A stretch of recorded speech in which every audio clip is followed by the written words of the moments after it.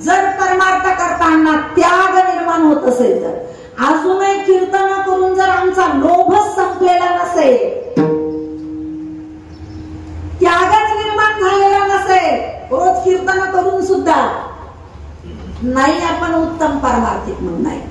मी जे बोलणार आहे ते पुराव्या सकट बोलणार आहे। बोलायला सुरुवात झाली आपली जय विठ्ठल पर्यंत माझं एकही बोलणं बिना प्रमाणाचं दिसलं तर तुम्हाला कान धरण्याचा अधिकार आहे। मी काय वाक्य वापरलंय? परमार्थ करता करता जर त्याग निर्माण होत नसेल, वैराग्य या भूमिकेवर जर आपण येत नसेल तर आपण उत्तम परमार्थिक नाही।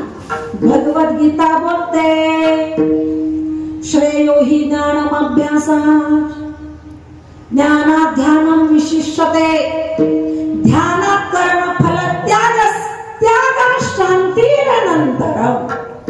त्यागात काय शांती आहे, त्यागामध्ये समाधान आहे, त्यागामध्ये सुख आहे। शांतीसारखं सुख जगामध्ये नाहीये।